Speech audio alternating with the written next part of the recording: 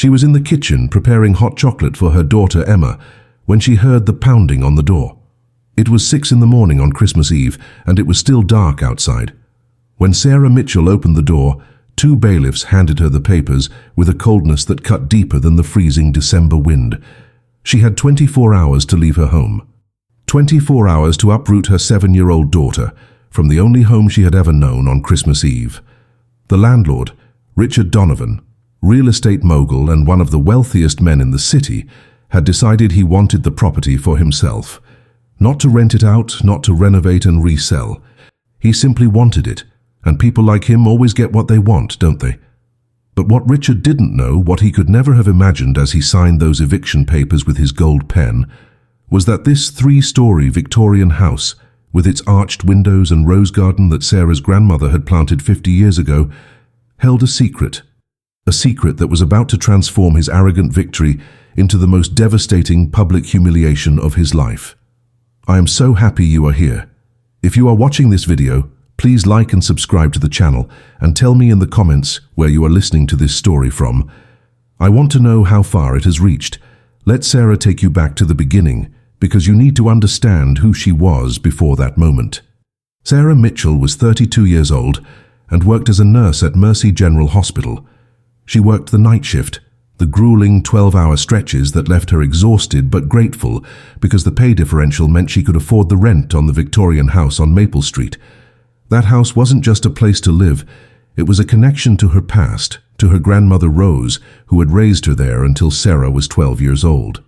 Her grandmother had been forced to sell the house during the financial crisis, a heartbreak that Sarah watched unfold as a child, seeing her grandmother pack away decades of memories into cardboard boxes, with tears streaming down her weathered face. When Sarah became a single mother after her ex-husband abandoned her and Emma, she had searched desperately for affordable housing and stumbled upon a rental listing for that very same house. The coincidence felt like fate, like her grandmother reaching across time to give her a second chance at the life that had been stolen from their family. For 5 years, Sarah had poured every bit of love into that house. She repainted the nursery walls with butterflies for Emma. She tended the rose garden, coaxing the neglected bushes back to life until they bloomed every spring, just as they had when her grandmother lived there. She paid her rent on time every single month, never late, never short. Richard Donovan, her landlord, was a name on a check, a faceless entity who collected her money through a property management company. She had never met him, never spoken to him, never imagined that he even knew she existed. To him, she was just another tenant, another source of income, another insignificant number in his vast real estate empire. But Richard Donovan knew exactly who she was, and he wanted her gone. He had been buying up properties in the neighborhood for years, transforming the working-class area into an upscale enclave for the wealthy. The Victorian house on Maple Street was the crown jewel of his vision, and Sarah Mitchell, the single mother nurse who could barely make rent, was standing in his way. He had offered to buy the house from the previous owner, the investor who had purchased it from Sarah's family decades ago, and the moment the ink dried on that sale, Richard had his lawyers draft the eviction notice. He didn't need a reason beyond wanting the property. The law was on his side, and he wielded it like a weapon against people who couldn't fight back. Sarah stood in her kitchen that Christmas Eve morning, holding those eviction papers in her trembling hands, and felt something inside her shatter. It wasn't just the fear of homelessness or the terror of disappointing her daughter.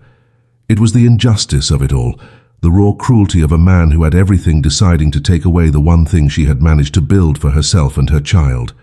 Emma was still asleep upstairs, dreaming of Santa Claus and presents under the tree that Sarah had scraped together money to buy. How was she supposed to tell her 7-year-old daughter that they had to leave their home tomorrow, that Christmas would be spent packing boxes instead of opening gifts? Sarah didn't sleep that night. While Emma dreamed peacefully upstairs, Sarah sat at the kitchen table surrounded by boxes she couldn't bring herself to pack. The eviction notice lay in front of her, and she read it over and over, searching for some loophole, some mistake, anything that could buy her more time. But the language was clear and merciless. She had 24 hours, and then the bailiffs would return to physically remove her and her belongings from the property. As the first light of Christmas Eve dawn crept through the kitchen windows, Sarah felt something shift inside her. The initial shock and despair were hardening into something else, something sharper. She refused to let this be the end of her story. She refused to let Richard Donovan win without a fight. That morning, after making Emma breakfast and distracting her with holiday cartoons, Sarah did something she hadn't done in years. She went up to the attic, the dusty space filled with boxes that had belonged to her grandmother. When her grandmother Rose had died 3 years ago, Sarah had inherited everything. But she had never had the heart to go through most of it. Now, driven by desperation and a growing instinct that there had to be something, anything that could help her, she began opening boxes. Most contained old photographs, letters, recipe books, the mundane treasures of a life well lived. But then, in a wooden chest tucked in the far corner, Sarah found a manila envelope marked with her grandmother's handwriting. Inside were documents, old and yellowed with age, papers that dated back to 1968 when her great-grandfather had originally purchased the house. Sarah's hands trembled as she unfolded the documents. There were deeds, transfer papers, and then something that made her heart stop. A clause written in the formal legal language of decades past that granted the original family a right of first refusal and, more importantly, a right of recompra, a repurchase option that could be exercised by direct descendants under specific circumstances. The clause had never been formally removed or voided in any subsequent sale. Sarah wasn't a lawyer, but she understood enough to know that this could be important, possibly even game-changing. The document stated that if the property was ever to be used for purposes other than rental housing for families, the direct descendants of the original owner had the legal right to repurchase the property at the original sale price, adjusted only for inflation. Her mind raced as she photographed every page with her phone. Richard Donovan wanted this house for himself, for his personal use, not as rental property. That was explicitly stated in the eviction notice as justification for removing her as a tenant. If this clause was still legally valid, if it had somehow survived all these decades through multiple property transfers, then Richard's purchase and his plan to claim the house might be null and void. Sarah knew she needed legal help, real legal help, but it was Christmas Eve and she had less than 24 hours. Still, this was hope, the first glimpse of light in the darkness that had consumed her since those bailiffs knocked on her door. She spent the rest of the morning making frantic phone calls, leaving voicemails with every real estate attorney in the city, explaining her situation in rushed, desperate words. Most offices were closed for the holiday. Most lawyers were home with their families, not thinking about work. But Sarah kept calling, kept trying, because giving up meant accepting defeat, and she had come too far, survived too much to surrender now. Finally, just after noon, her phone rang. A lawyer named Patricia Chen had received her voicemail and, moved by the urgency in Sarah's voice, agreed to meet her that afternoon, despite the holiday. Patricia specialized in historical property law and estate disputes, and when Sarah showed her the documents, the lawyer's eyes widened with recognition and possibility. Patricia Chen sat across from Sarah in her office, the old documents spread across the mahogany desk between them. The lawyer examined each page with meticulous care, her reading glasses perched on her nose, as she cross-referenced dates, signatures, and legal terminology that Sarah couldn't fully comprehend. The silence in the room was heavy, broken only by the soft rustle of aged paper and the ticking of an antique clock on the wall. Sarah's heart pounded so hard she could hear it in her ears. Everything depended on what Patricia was about to say. After what felt like an eternity, the lawyer looked up, and Sarah saw something in her expression that made her breath catch. It wasn't pity or dismissal. It was the sharp, focused intensity of someone who had just found exactly what they were looking for. Patricia explained that the repurchase clause was indeed valid and had never been legally voided. When properties change hands, certain historical clauses and covenants travel with the deed, unless explicitly removed through proper legal channels. No one had bothered to do that with this particular clause, probably because it was buried in documents from 50 years ago, and subsequent owners and their lawyers had simply overlooked it.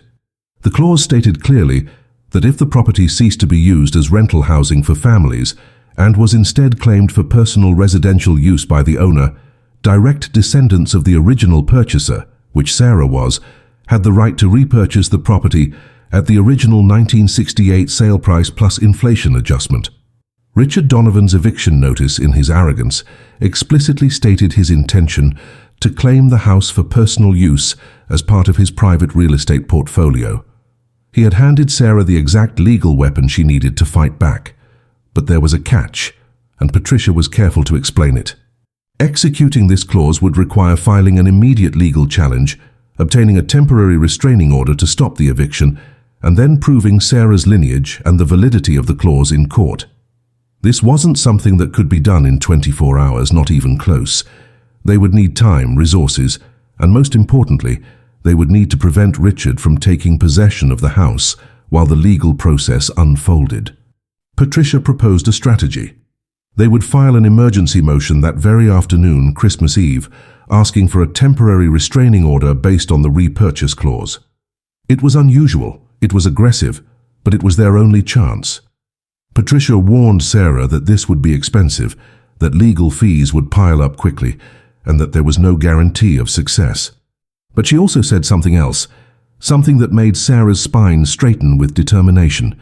Patricia said that she believed in this case, that she despised landlords like Richard Donovan who used their wealth to crush people who couldn't fight back, and that she would take the case on contingency, meaning Sarah wouldn't have to pay unless they won. Sarah left Patricia's office as the winter sun began to set on Christmas Eve, armed with hope and a plan. The emergency motion had been filed electronically, and Patricia had used every connection she had to get a judge to review it despite the holiday. Now came the hardest part, waiting. Sarah returned home to find Emma decorating the small Christmas tree they had set up in the living room. Blissfully unaware of the battle being waged for their home, Sarah knelt beside her daughter, wrapped her arms around her, and made a silent promise. She would fight for this house, for their home, for the memory of her grandmother, and for Emma's future. Richard Donovan had made a fatal mistake. He had assumed that Sarah Mitchell was powerless, that she would simply accept his cruelty and disappear. He was about to learn just how wrong he was. That night, as Emma slept with visions of Christmas morning dancing in her head, Sarah received an email from Patricia. A judge had reviewed their emergency motion and granted a temporary restraining order. The eviction was halted, at least for now. Richard Donovan had been officially notified that he could not take possession of the property until the legal dispute was resolved. Sarah read the email 3 times, tears streaming down her face, not from sadness, but from the overwhelming relief of knowing that she had bought herself time. The war wasn't over, not even close, but she had won the first battle. And that was enough to let her finally breathe again. The week between Christmas and New Year was a blur of legal maneuvering and silent strategy. Patricia Chen worked tirelessly, building their case with the precision of a master craftsman. She pulled property records dating back half a century, traced the chain of title through multiple transfers, and documented every instance where the repurchase clause should have been honored, but was instead ignored or overlooked. Sarah meanwhile gathered every piece of evidence she could find to prove her direct lineage to the original property owner. Birth certificates, marriage licenses, death certificates, family photographs with timestamps and locations. She constructed a family tree that was so thorough, so meticulously documented, that no judge could question her legal standing as a direct descendant with rights under the original deed. Every night after her shifts at the hospital, Sarah would come home exhausted but energized by purpose, spending hours scanning documents and organizing files for Patricia to review. Richard Donovan, for his part, was furious. The temporary restraining order had blindsided him completely. He was accustomed to getting his way, to crushing obstacles with the sheer weight of his wealth and influence. The idea that a single mother nurse could challenge him, could actually halt his plans, was not just inconvenient, but personally insulting. He deployed his own army of lawyers, expensive corporate attorneys from a prestigious downtown firm, and they came out swinging. They filed motions to dismiss, argued that the repurchase clause was archaic and unenforceable, claimed that Sarah had waited too long to assert her rights, and demanded that the restraining order be lifted immediately. The legal battle became a war of attrition, each side filing briefs and counter-briefs, each trying to outmaneuver the other in a chess game played out in legal documents and courtroom arguments. But while Richard's lawyers fought in court, Richard himself made a critical error. He couldn't resist talking about the case, couldn't resist painting himself as the victim of a frivolous lawsuit by a desperate tenant trying to exploit legal technicalities. He gave an interview to the local business journal, describing Sarah as someone trying to steal his property through obscure historical clauses that no reasonable person would honor. He appeared on a local news segment about property rights, positioning himself as a champion of legitimate ownership, being harassed by opportunistic legal tactics. In every interview, in every public statement, Richard revealed more about his intentions, his contempt for Sarah, and his absolute certainty that he would win. What he didn't realize was that every word he spoke was being carefully documented by Patricia and her team, building a public record of his arrogance and his explicit admission that he intended to use the property for personal gain rather than as rental housing. Sarah watched these interviews with a mixture of anger and satisfaction. Each time Richard spoke, each time he dismissed her as insignificant or portrayed himself as the wronged party, he was digging his own grave. Patricia had explained to her that in cases like this, public perception mattered, especially when dealing with powerful figures who thrived on their reputations. Richard Donovan's reputation was built on being a shrewd businessman, a self-made millionaire who had transformed struggling neighborhoods into profitable ventures. But that reputation was about to become his greatest vulnerability, because the higher he built himself up in the public eye, the harder and more spectacular his fall would be when the truth came out. The court date was set for mid-January, and as that date approached, Sarah felt the transformation within herself becoming complete. The woman who had opened her door on Christmas Eve morning to those bailiffs, terrified and powerless, no longer existed.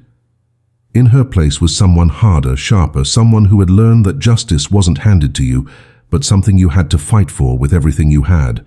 She had spent years being the responsible one, the caretaker, the person who sacrificed her own needs for others. Now, for the first time in her life, Sarah Mitchell was fighting for herself, and she discovered that she was very, very good at it. The turning point came in early January when Patricia uncovered something that changed everything. While digging through Richard Donovan's property acquisition history, she discovered a pattern that was far more sinister than a simple case of a wealthy landlord evicting a tenant. Over the past 5 years, Richard had systematically targeted properties in working-class neighborhoods, particularly homes with historical significance or unique architectural value. He would purchase these properties through shell companies, wait for the leases to expire, or find legal justifications for eviction, and then either flip them for massive profits or absorb them into his personal real estate collection. But the most damning discovery was a series of internal emails that Patricia obtained through legal discovery.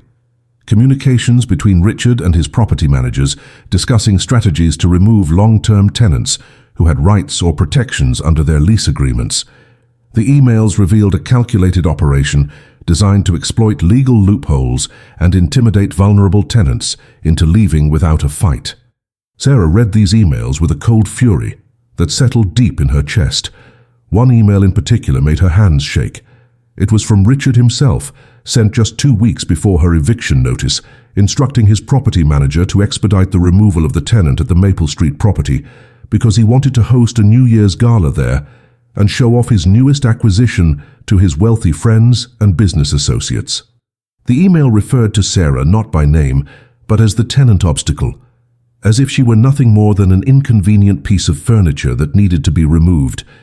He had planned to throw a party in her home, in her grandmother's house, while she and Emma would presumably be homeless or living in some cheap motel. The sheer callousness of it, the casual cruelty, revealed everything about who Richard Donovan really was beneath the polished exterior and expensive suits. Patricia immediately recognized the strategic value of these discoveries. This was no longer just about a single eviction or a historical property clause. This was about exposing a pattern of predatory behavior by a powerful real estate mogul who had built his fortune on the backs of people who couldn't defend themselves. Patricia filed an amended complaint that expanded the scope of the case, adding claims of bad faith predatory business practices and intentional infliction of emotional distress. She also reached out to a local investigative journalist named Marcus Webb, who had been covering housing issues and gentrification in the city. Marcus was immediately interested in the story, and Patricia, with Sarah's permission, provided him with carefully selected documents that painted a damning picture of Richard's business practices without compromising their legal strategy. The article appeared in the Sunday edition of the city's largest newspaper on the second week of January, just days before the scheduled court hearing. The headline read, "Property Mogul's Empire Built on Evicting Vulnerable Families," and it was devastating. Marcus had interviewed other former tenants who had been displaced by Richard's acquisitions, people who had lost their homes under similar circumstances but had lacked the resources or the legal grounds to fight back. He detailed the pattern of shell companies, aggressive eviction tactics, and the systematic targeting of properties in gentrifying neighborhoods. And at the center of the story was Sarah Mitchell, the single mother nurse who had discovered a legal weapon that might finally hold Richard Donovan accountable. The article included Richard's own words from his previous interviews, juxtaposing his claims of legitimate business practices with the evidence of calculated displacement. By the time readers finished the article, Richard Donovan wasn't a successful businessman, but a villain, someone who had grown wealthy by destroying the lives of working families. The public reaction was immediate and fierce. Social media exploded with outrage, with hashtags supporting Sarah and condemning Richard trending locally and then spreading beyond the city. Local news stations picked up the story, requesting interviews with Sarah, which Patricia carefully managed to maximize their strategic impact. Sarah appeared on camera, poised and articulate, telling her story with the quiet strength of someone who had nothing left to lose and everything to fight for. She spoke about her grandmother, about raising Emma alone, about working night shifts to afford rent in the house that should have belonged to her family all along. She didn't attack Richard directly, but simply told the truth, and the truth was more powerful than any accusation could have been. Richard Donovan's world began to crumble with a speed that even Sarah found breathtaking. The newspaper article and subsequent media coverage triggered investigations that went far beyond Sarah's individual case. The city's housing authority announced a review of Richard's property acquisitions and eviction practices. Several city council members, sensing political opportunity and genuine public outrage, called for hearings on predatory landlord practices, with Richard's company specifically named as a subject of inquiry. Business partners began to distance themselves, issuing carefully worded statements about not being aware of certain practices and promising to review their associations. The court of public opinion had rendered its verdict before the legal court even had its hearing, and that verdict was devastating for a man whose entire empire was built on reputation and relationships with other wealthy investors who now saw him as toxic. But Richard, true to his nature, refused to back down. If anything, the public pressure made him more determined to win, to prove that he couldn't be intimidated or defeated by what he called a media circus, orchestrated by opportunistic lawyers and bleeding-heart journalists. His legal team doubled down, filing aggressive motions and attempting to have the case dismissed on technical grounds. They argued that the repurchase clause was unconscionable, that enforcing a provision from 50 years ago would set a dangerous precedent that could destabilize property rights across the city. They brought in expert witnesses, real estate economists who testified about the chaos that would result if historical deed restrictions could be enforced decades after they were written. Richard's lawyers painted Sarah as someone who had lived in the property for years without ever mentioning this clause, arguing that her sudden invocation of it only after receiving an eviction notice demonstrated bad faith and opportunism. The court hearing arrived on a cold January morning, and the courthouse was packed with reporters, supporters, and curious observers who had followed the story through the media. Sarah sat beside Patricia at the plaintiff's table, her hands folded calmly in her lap, despite the anxiety churning in her stomach. Across the aisle, Richard Donovan sat surrounded by his team of 4 attorneys, his expression one of barely contained contempt. He looked at Sarah once, a dismissive glance that said he still didn't consider her a real threat, just an annoyance that his expensive lawyers would soon eliminate. That look, that casual dismissal, reminded Sarah exactly why she was fighting. not just for her house, not just for justice, but to prove to men like Richard Donovan that they couldn't simply erase people they considered beneath them. The hearing lasted 6 hours, with both sides presenting their arguments, evidence, and witness testimony. Patricia was brilliant, methodical, and passionate in equal measure. She walked the judge through the entire chain of title, demonstrating beyond any doubt that the repurchase clause had never been legally voided and remained a valid encumbrance on the property. She presented Sarah's lineage documentation, establishing her as a direct descendant with standing to invoke the clause. She showed the judge Richard's own words from his eviction notice and public statements, proving that his intention was exactly what triggered the clause's activation. Personal use, not rental housing. And then, in a moment that Sarah would remember for the rest of her life, Patricia presented the internal emails, the communications that revealed Richard's true character and his calculated plan to evict Sarah specifically so he could use her home for his New Year's gala. The judge, an older woman named Eleanor Hayes, who had a reputation for no-nonsense rulings and little patience for wealthy litigants who thought money could bend the law, listened to everything with an inscrutable expression. When the arguments concluded, she announced that she would take the matter under advisement and issue a written ruling within 1 week. As the courtroom emptied, Sarah felt neither victory nor defeat, only exhaustion and a strange sense of peace. She had done everything she could. She had fought with every weapon available to her, and now her fate rested in the hands of someone else. But unlike when the bailiffs had appeared at her door on Christmas Eve, Sarah no longer felt powerless. Whatever happened, she had proven something important. She had proven that she mattered, that her rights mattered, and that no amount of wealth or influence could simply erase her existence. The week waiting for Judge Hayes's ruling was the longest of Sarah's life. She went through the motions of her daily routine, working her shifts at the hospital, making meals for Emma, helping with homework, but her mind was constantly elsewhere, running through every moment of the hearing, analyzing every word, every gesture from the judge, trying to divine what the ruling would be. Patricia had warned her that the decision could go either way, that judges were unpredictable, and that even strong cases sometimes resulted in unexpected outcomes. But Patricia had also said something else, something Sarah held onto during those endless days of waiting. She said that regardless of the legal outcome, Sarah had already won something important. She had exposed Richard Donovan for what he really was, had sparked conversations about tenant rights and predatory landlords that were echoing through city council meetings and community organizations. Change was happening, real systemic change, because Sarah had refused to be silent. On the 6th day after the hearing, Patricia called Sarah at work.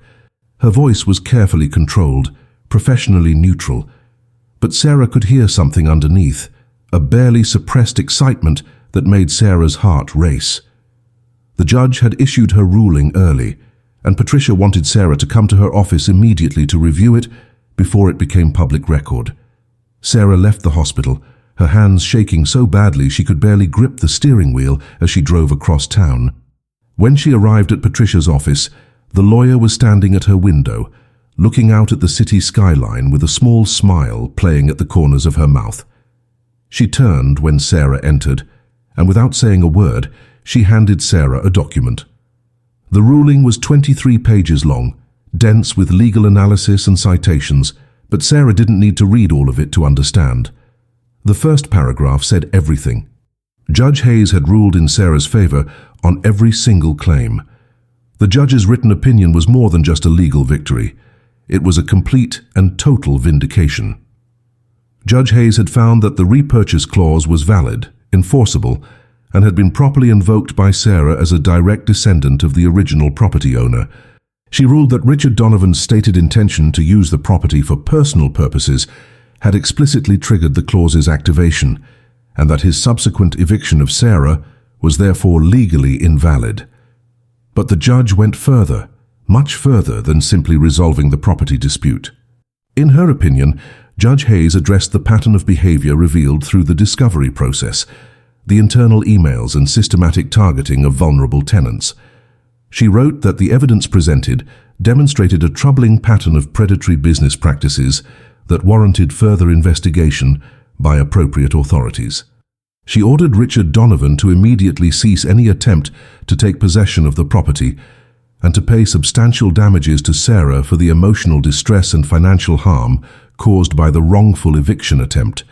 And then came the part that made Sarah's breath catch in her throat. The part that transformed this from a personal victory into something much bigger. Judge Hayes ruled that Sarah had the right to exercise the repurchase clause at the original 1968 sale price, adjusted only for inflation, which Patricia had calculated to be approximately $47,000. For a property that Richard had purchased for $650,000, and that was currently valued at over $800,000 in the gentrified neighborhood market. Richard Donovan, the millionaire real estate mogul, was legally required to sell Sarah the house that had belonged to her grandmother for less than 6% of its current market value. The mathematical beauty of it, the poetic justice, was almost overwhelming. Richard had tried to take everything from Sarah, and instead, through his own arrogance and cruelty, he had handed her the legal mechanism to claim what should have been hers all along. Patricia explained the next steps, the timeline for executing the purchase, the arrangements that would need to be made. But Sarah barely heard her. She was thinking about her grandmother Rose, imagining her watching from wherever she was now, seeing her granddaughter reclaim the family home that had been lost so many years ago. She was thinking about Emma, who would grow up in that house just as Sarah had, surrounded by the roses and the memories and the knowledge that her mother had fought for their home and won. And she was thinking about Richard Donovan, imagining the moment when he would learn that he hadn't just lost a legal case, but had been utterly, completely, and publicly defeated by the single mother nurse he had tried to discard like trash.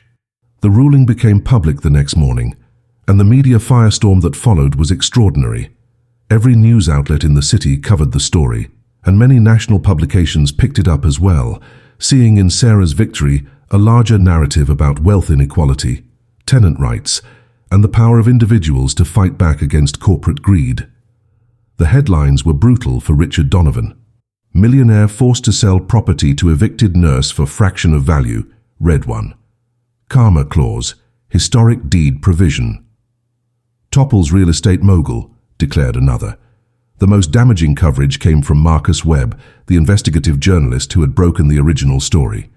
He wrote a follow-up piece that detailed not just Sarah's case, but the broader implications of Judge Hayes' ruling, including her suggestion that authorities investigate Richard's business practices. Marcus had done additional digging and found 3 other families who had been displaced by Richard using similar tactics, and he featured their stories alongside Sarah's, painting a comprehensive picture of systematic exploitation. Richard's response to the ruling was as predictable as it was futile. His lawyers immediately filed an appeal, arguing that Judge Hayes had overstepped her authority and that the ruling would create legal chaos if allowed to stand. They requested an emergency stay of the judgment, asking that Sarah be prevented from executing the property purchase until the appeal could be heard. But the appellate court denied the stay within 48 hours, a remarkably fast decision that legal observers interpreted as a sign that the appeals court saw little merit in Richard's arguments. The denial meant that Sarah could proceed with the purchase immediately, and Patricia wasted no time in initiating the transaction. Within a week, Sarah had secured financing for the $47,000 purchase price, a sum that seemed impossibly small for such a beautiful property, but that still required her to take out a personal loan and drain her modest savings account. Patricia had offered to help her find investors or partners, but Sarah had refused. This had to be hers, completely and totally, without any strings or obligations to anyone else. The closing was scheduled for late January, and as that date approached, Richard made one final desperate attempt to salvage something from the wreckage of his defeat. His lawyers contacted Patricia with a settlement offer. Richard would voluntarily comply with the court order and sell Sarah the property at the mandated price, but in exchange, he wanted Sarah to sign a non-disclosure agreement, preventing her from discussing the case publicly, and to issue a joint statement with him, saying that the dispute had been resolved amicably, with no admission of wrongdoing on his part. The offer also included a payment of $50,000 to Sarah, essentially a bribe to protect what remained of Richard's reputation. Patricia presented the offer to Sarah, though she made it clear what she thought of it. This was Richard's attempt to buy his way out of public humiliation, to control the narrative and minimize the damage to his business empire. Sarah's answer was immediate and unequivocal. No. She didn't need Richard's money, and she certainly wasn't going to help him save face after everything he had put her through. The truth was already public. The court record was accessible to anyone who wanted to read it, and Sarah had no intention of pretending that this had been anything other than what it was: a complete and total defeat of a powerful man by someone he had underestimated and tried to destroy. Patricia relayed Sarah's response to Richard's lawyers, and their reaction, according to Patricia, was stunned silence followed by a curt acknowledgement that they would proceed with the court-ordered sale without any additional agreements. Sarah suspected that Richard himself had not expected her to refuse, that he had genuinely believed everyone had a price, and that his money could fix anything. His inability to understand that some things mattered more than money, that dignity and justice and truth couldn't simply be purchased, was perhaps his greatest weakness. The final piece of Richard's downfall came not from Sarah or her lawyers, but from the regulatory authorities that Judge Hayes's ruling had prompted into action. The city's housing authority launched a formal investigation into Richard's property management practices, and the State Attorney General's office announced that they were reviewing potential violations of consumer protection laws and fair housing regulations. Several of Richard's business partners and investors, spooked by the legal scrutiny and the PR nightmare, began quietly severing their ties with his company. Two major development projects that Richard had been leading were put on hold as his partners withdrew funding. His empire, built on aggressive acquisition and calculated exploitation, was crumbling under the weight of exposure and accountability. The closing day arrived on a crisp February morning, 6 weeks after those bailiffs had knocked on Sarah's door on Christmas Eve. Sarah walked into the title company's office with Patricia beside her, and Emma holding her hand, dressed in her best outfit with her hair carefully braided. Sarah had decided that Emma should be there for this moment, that she was old enough to understand, at least in simple terms, what was happening and why it mattered. The conference room was sterile and professional, with its long table and leather chairs, but to Sarah it felt like sacred ground. This was where decades of injustice would finally be corrected, where her grandmother's loss would be transformed into her daughter's inheritance. Richard Donovan was not present. He had sent his lawyers to handle the transaction, unwilling or unable to face Sarah directly on the day of his most humiliating defeat. His absence spoke volumes about his character, his inability to accept responsibility or show even a shred of grace in defeat. The actual signing took less than 30 minutes. Sarah's hand was steady as she signed her name on document after document, each signature bringing her closer to ownership of the house that should have been hers all along. The title company representative, a middle-aged woman who clearly knew the backstory from the media coverage, treated Sarah with a warmth and respect that felt like its own small victory. When the final document was signed and notarized, when the deed was officially transferred into Sarah Mitchell's name, the representative smiled and said something that Sarah would never forget. She said that in 20 years of working in real estate closings, she had never seen justice served so perfectly or so completely. Sarah accepted the keys to her own home, keys that had been taken from her and were now returned, and felt a sense of completion that was almost spiritual in its intensity. But the closing was just the beginning of Sarah's plans. She had been thinking about what came next for weeks, ever since Judge Hayes's ruling had made her victory certain. The house was hers now, truly and legally hers, but Sarah had no intention of simply moving on and forgetting what had happened. She had learned something crucial during this fight. She had learned that knowledge was power, that legal rights meant nothing if people didn't know they had them, and that wealthy predators like Richard Donovan thrived because their victims were isolated and uninformed. Sarah decided that she would use her experience, her story, and the platform that the media attention had given her to help others. She began researching tenant rights organizations, legal aid societies, and housing advocacy groups. She reached out to Patricia about the possibility of creating some kind of educational program or resource center for tenants facing eviction or exploitation. Patricia, who had grown to deeply respect Sarah throughout their work together, loved the idea and offered to help make it a reality. Together, they drafted a proposal for a non-profit organization that would provide free legal consultations, educational workshops, and advocacy support for tenants dealing with predatory landlords. They named it the Rose Mitchell Tenant Rights Foundation in honor of Sarah's grandmother, and Patricia agreed to serve on the board of directors along with Marcus Webb, the journalist whose coverage had amplified Sarah's story, and several other attorneys and housing advocates who had been inspired by the case. The judge's order had required Richard to pay substantial damages to Sarah for the emotional distress and harm caused by his wrongful eviction attempt, and that money, combined with donations that had poured in from people who had followed the story, provided seed funding for the foundation. Within 3 months, the Rose Mitchell Tenant Rights Foundation opened its doors in a small office downtown, staffed by volunteer attorneys and paralegals who donated their time to help vulnerable tenants understand and assert their rights. Sarah became the foundation's public face, speaking at community meetings, appearing on local news programs, and sharing her story as a way to empower others.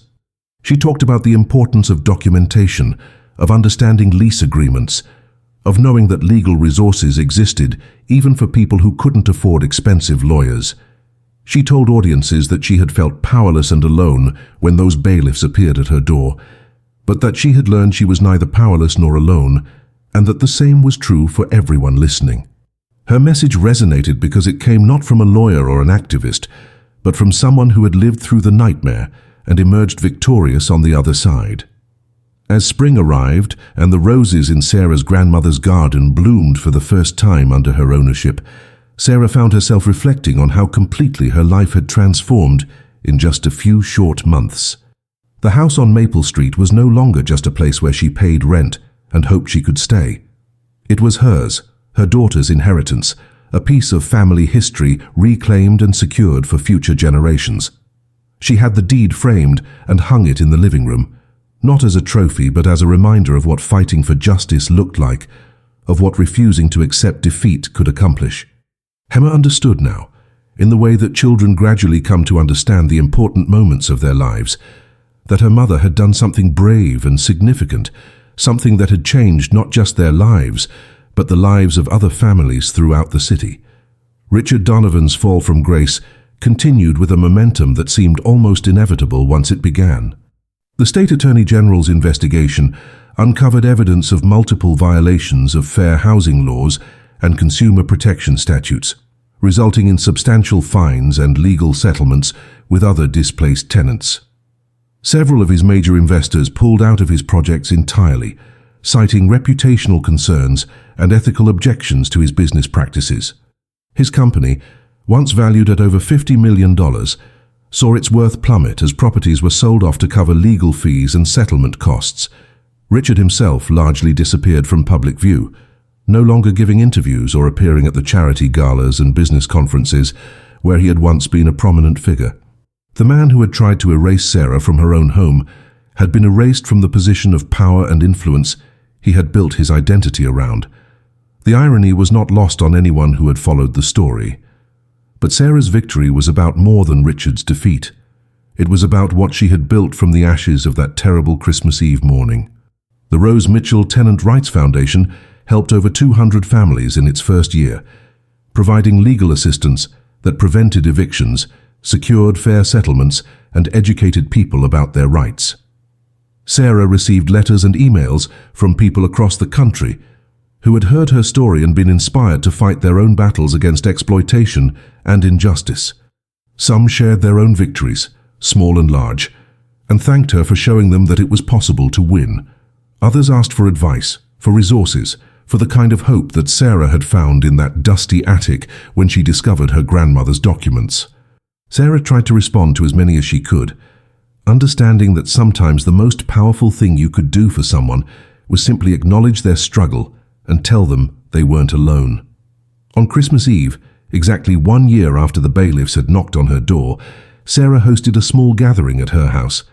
Patricia was there, along with Marcus Webb and several volunteers from the foundation. Emma decorated cookies while the adults talked and laughed, the warmth of friendship and shared purpose filling the Victorian house with a joy that felt earned and genuine. At one point, Sarah stepped outside into the cold December evening and looked up at the house, at the windows glowing with light, at the wreath on the door and the icicles hanging from the eaves. She thought about her grandmother, about all the women in her family who had fought and sacrificed and survived, and she felt their strength flowing through her, a legacy more valuable than any property deed or court ruling. Sarah had learned the most important lesson of her life during those months of battle. She had learned that power didn't come from money or position or the ability to intimidate others. Real power came from knowing your worth, understanding your rights, and refusing to be silenced or erased. She had walked into that fight as a scared single mother facing eviction, and she had emerged as someone who could look at herself in the mirror and feel proud of who she was and what she had accomplished.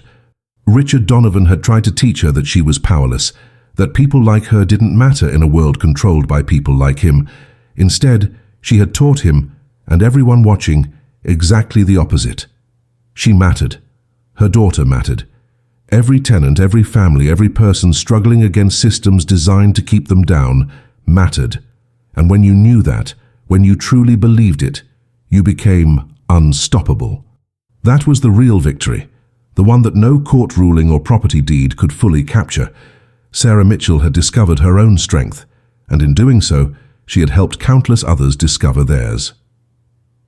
The house on Maple Street was just a building, beautiful and meaningful as it was. But the foundation she had built, the lives she had touched, the system she had challenged and changed, that was the true inheritance she would leave to Emma and to all the people who came after her. That was justice, not just poetic, but profound, and it would endure long after the roses in her grandmother's garden had bloomed and faded 1,000 times over.